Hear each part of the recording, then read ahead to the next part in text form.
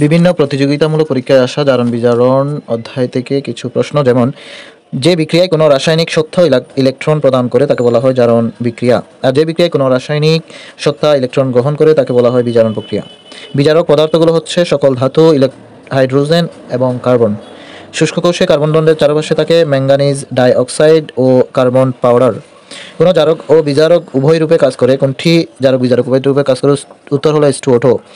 কোনো মৌলিক তড়িৎ ঋণাত্মকতা সর্বাধিক? উত্তর হবে F।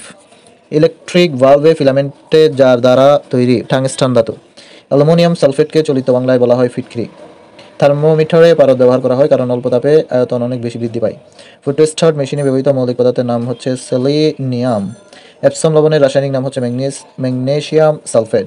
জারণ প্রক্রিয়া সম্পন্ন হয় অ্যানোডে। জারণ প্রক্রিয়ায় ঘটে ইলেকট্রন বর্জন। যে মৌল বা যৌগ ইলেকট্রন দান করে তাকে বলা হয় বিজারক। যেটি জারক পদার্থ নয়? উত্তর হাইড্রোজেন। যেটি বিজারক পদার্থের উদাহরণ, যেমন কার্বন।